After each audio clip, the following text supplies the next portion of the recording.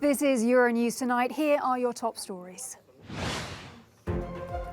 Last-ditch diplomacy. US Secretary of State Antony Blinken holds urgent talks with his Russian counterpart Sergei Lavrov. Moscow reiterates it has no plans to invade Ukraine. But tens of thousands of Russian troops remain on Ukraine's borders. Washington warns that any incursion will be met with a severe response.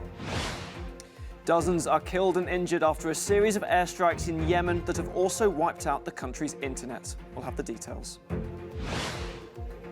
Germany reports a new daily COVID-19 record of over 140,000 cases. The health minister says it will get worse before it gets better. Meanwhile, Ireland lifts many restrictions early after infections fall.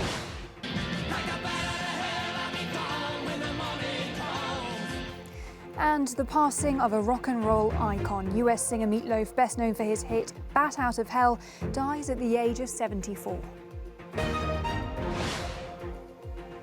I'm Helena Humphrey. Good to have you with us. The US and Russia have held high-stakes talks in Geneva in a bid to lower tensions over Ukraine. Neither side believed there would be a breakthrough, but temperatures appear to have been lowered, with the discussions described as frank. Foreign Minister Sergei Lavrov reiterated Russia's position that it has no plans to invade Ukraine. But Secretary of State Antony Blinken says that the US believes Russia's military build-up and activity says otherwise. Ben Brown reports now on the meeting. Neither side appears to have softened their positions. From Geneva, Russian Foreign Minister Sergei Lavrov accused the US of provoking military action in eastern Ukraine, where Russian-backed separatists have been in conflict with Ukrainian soldiers since 2014. He also accused Ukraine of sabotaging the Minsk peace plan.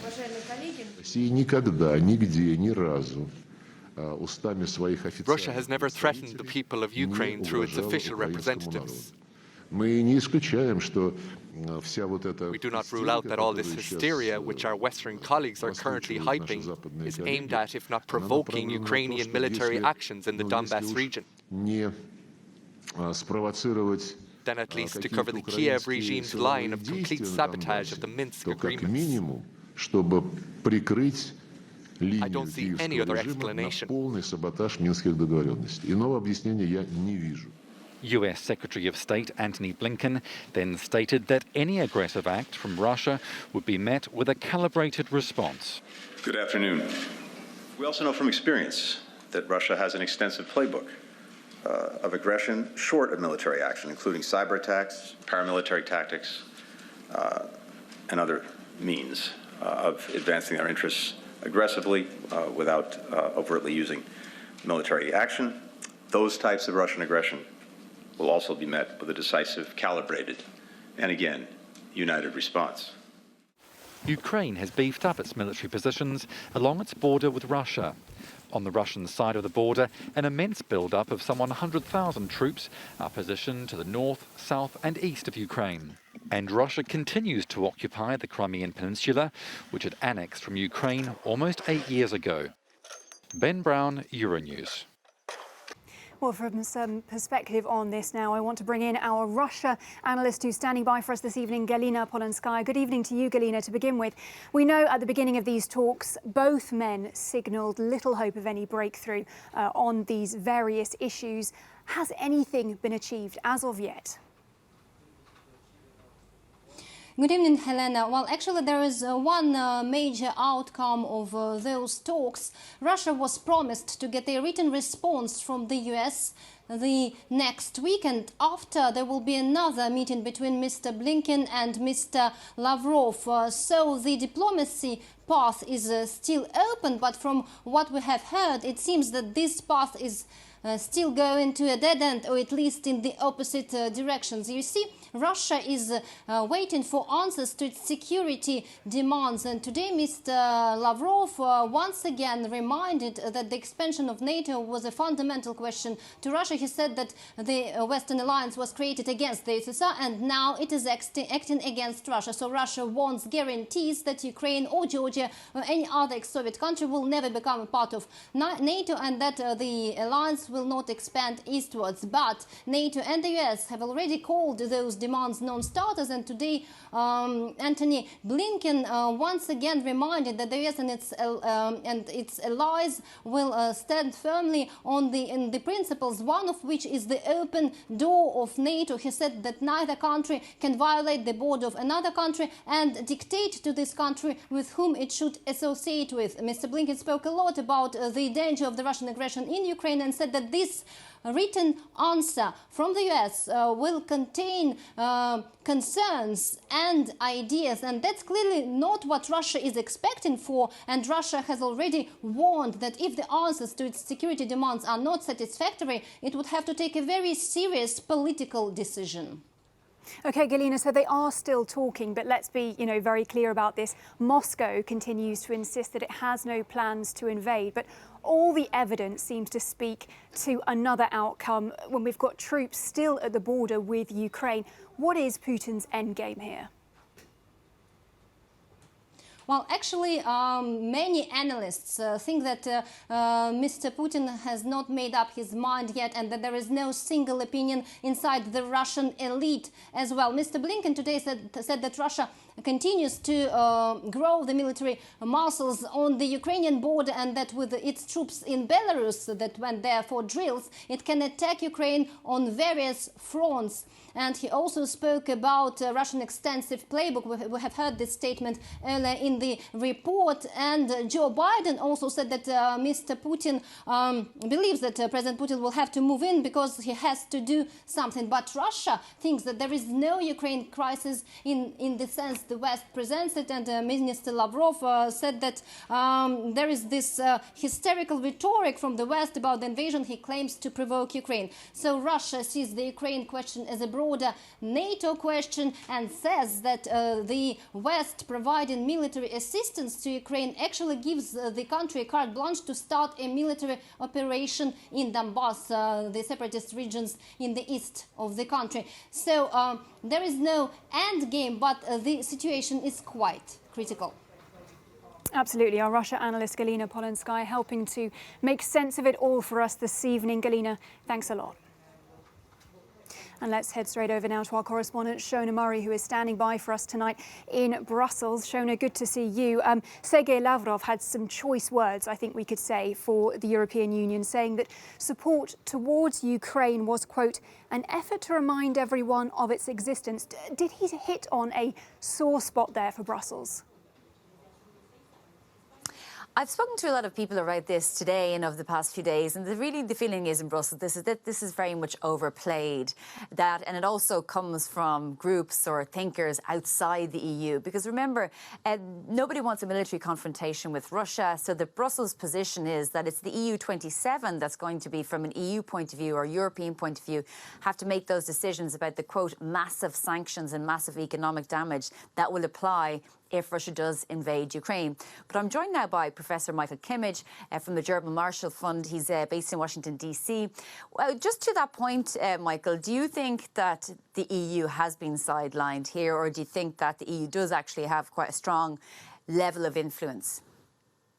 Well, I think on the level of sort of news media, the kind of drama, especially of the last 2 weeks, the diplomatic drama, there's an obvious way in which the EU has not been a part of that. And, I think that that's maybe in a modest way sort of damaging to the public reputation of the European Union. But it would be absurd to say that the EU is not a major actor in this whole story. Of course, the sanctions that were put on Russia in 2014 were EU sanctions. Those have been in place for 7 years now, are a very, very important part of transatlantic policy.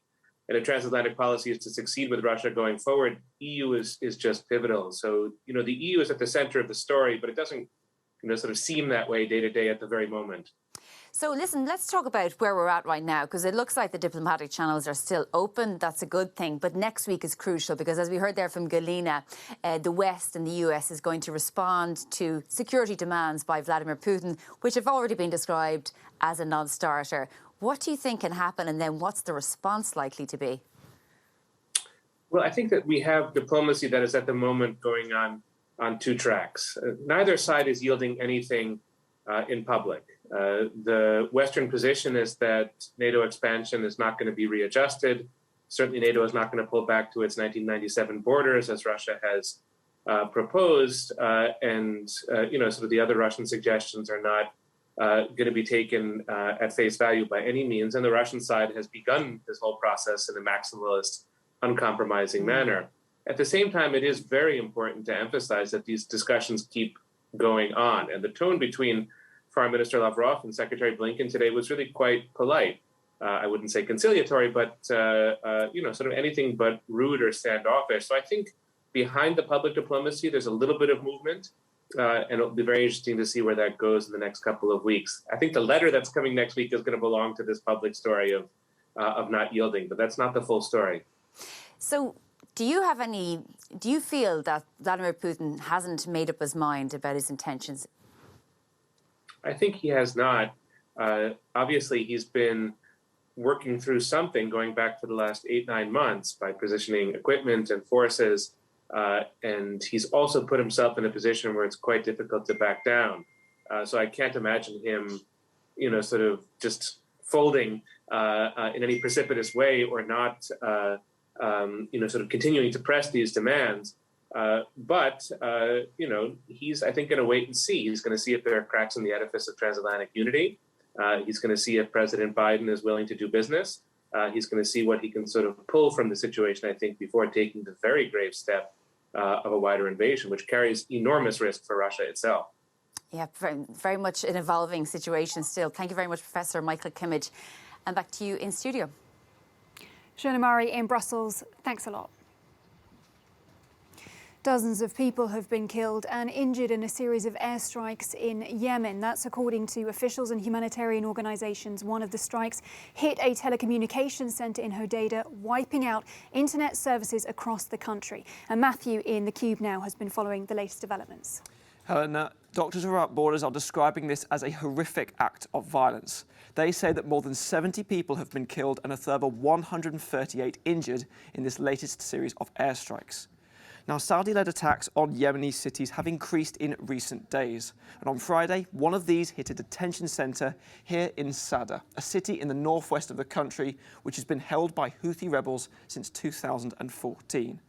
This attack, according to the Red Cross, resulted in more than 100 people being killed or injured. But it's hard to find out exactly what the true number of casualties are and the situation on the ground in Yemen. That is because overnight, an earlier airstrike also hit a telecommunications centre here in the port city of Hodeidah. This attack wiping out the country's internet and making it difficult for people to communicate. According to the Internet Monitoring Observatory NetBlocks, this attack has left Yemen facing a nationwide collapse of its internet connectivity. And as you can see from this graph, a collapse that has left a result of several hours. Now, this latest intensifying of the campaign came after, on Monday, an attack by Houthi rebels on the city of Abu Dhabi in the United Arab Emirates resulted in 3 people being killed and a further 6 injured. And more than 6 years after the Saudi-led coalition entered Yemen's civil war, it remains one of the world's worst humanitarian crises. More than 110,000 people are reported to have died in the conflict so far. This week, the United Nations Secretary-General Antonio Guterres has expressed fresh concern about these airstrikes from both sides. But that death toll continues to rise, and these latest attacks in Hodeidah and Sada are what NGOs say just reflect the true horrifying reality for many civilians in Yemen. Helena. Deeply concerning, Matthew. Thank you so much. Germany's daily COVID infection rate has hit a new record with over 140,000 cases reported. According to the country's public health authority, that's over 47,000 more cases than last Friday. It comes after the Minister of Health, Karl Lauterbach, warned that the peak of the Omicron wave in Germany was not reached yet. He said that by mid-February, the number could be as high as 600,000 cases per day if booster vaccines fail to have the desired effect. Well, from 6 a.m. on Saturday, Ireland will lift COVID-19 restrictions on events and hospitality. It follows a drop in Omicron infections. It means that the measures will end the early closing times of bars and restaurants. The vaccine pass needed for gyms and indoor places will also come to an end. Mask wearing on public transport, retail and in healthcare will remain. Serbia's government has cancelled all licences for the mining giant Rio Tinto. The move is in response to weeks of mass demonstrations by environmentalists who are opposed to the development of a lithium mine in the country. Katie Dartford has more. Trying to defuse large protests by environmentalists, Serbia's populist government says that the licences granted to Rio Tinto were provided by the previous pro-Western leadership. But critics argued that the government is doing damage control ahead of April general elections. We have fulfilled all the requests of the environmental protests and put an end to Rio Tinto in the Republic of Serbia. Everything is finished. It's over. We are not afraid of Rio Tinto. We are here for our people and our country. They can do whatever they think they should do. This is the final decision of the government of the Republic of Serbia. Despite a campaign of intimidation by authorities, demonstrators in the capital Belgrade and other Serbian cities have blocked main roads and bridges over many weeks, arguing that the planned lithium mine in western Serbia would cause severe damage to the environment. Katie Dartford for Euronews.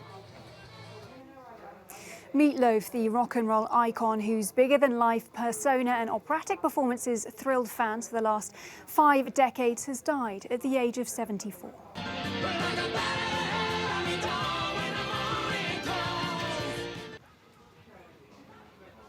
Well, his Bat Out of Hell debut album remains one of the biggest-selling records of all time. The charismatic rock star was born as Marvin Lee Ade in Texas, but left at the age of 20, headed to Los Angeles to make his name.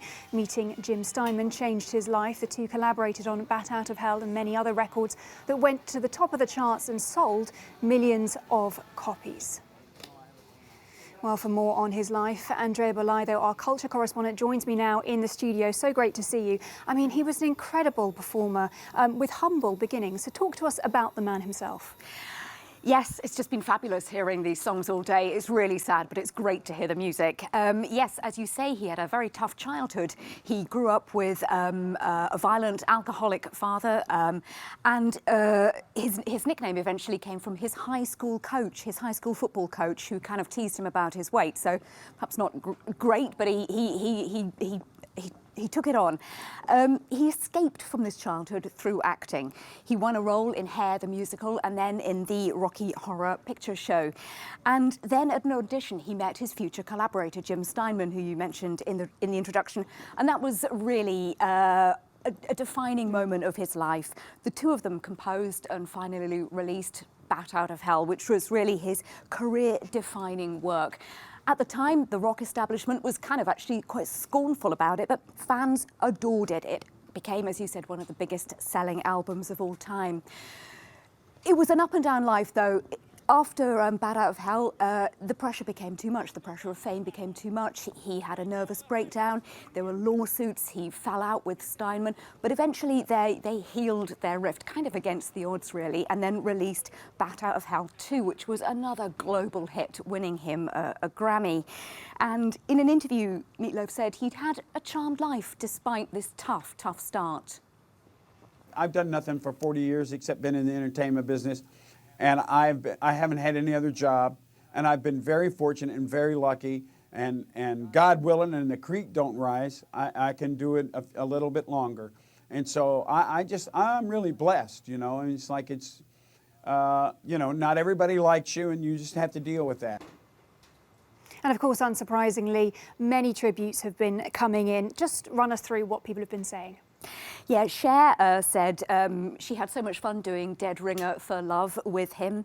Boy George sends his love and prayers and mentions that he was turned upside down by Meatloaf in a Chinese restaurant once. Interesting detail there. A little random. Stephen Fry, who did a Saturday Night Live skit with him in the 80s, says he hopes Paradise is as you remember it from the dashboard light. And Bonnie Tyler says he was, as you might imagine, a larger-than-life character, a one-off talent, and that really sums him up. And really some larger-than-life names also paying tribute, unsurprisingly, of course, someone who cemented their place in the Rock and Roll Hall of Fame. Andrea Bellaido, good to have you with us. Thanks so much. Turkey's historic night train is up and running once again. The Doğu Express winds its way around mountain bends on a 32-hour voyage from the capital Ankara to Kars. The connection has existed since 1936 but was discontinued for many years. Now, after restarting in 2019, it was suspended due to the coronavirus crisis. Now, though, it is back and passengers are celebrating, as Jay Marquez reports. It takes just 12 hours to drive from Turkey's capital Ankara to Kars, the ancient city near the country's border with Armenia and Georgia. Taking the Doğu Express, the train which crisscrosses the snow-covered plateau along the Euphrates River, will add more time to the journey. But passengers know how to keep themselves entertained. Many make the trip with friends or family, and they turn on the music, decorate compartments with special lights, and prepare to party the hours away. It's a nostalgic journey. We revisit places with friends and similar trips that we made as children, with our parents and grandparents. The overnight Doğu Express is transformed into a party train. It is believed to be one of the most popular and exciting train journeys in Turkey, with sleeping and dining cars, as well as numerous stops in the most beautiful areas in the east of the country. It is a sort of miniature version of the Russian Trans-Siberian Railway, with tickets once on sale, rapidly being snatched up. The train runs twice a week from the end of December until March, making the most of the snowy landscapes. On board, a wide range of travelers of all ages are united by the enthusiasm for the journey. At one of the last stops before Kars, passengers indulge in a traditional dance on the platform. At an altitude of almost 2,000 meters, the station's thermometer shows minus 11 degrees, but the party goes on. Jay Marquez, Euronews. And we leave you now with a no comment from Kuala Lumpur, where Malaysian divers are performing an underwater lion dance to welcome the Lunar New Year. Thanks for watching Euronews tonight. See you soon.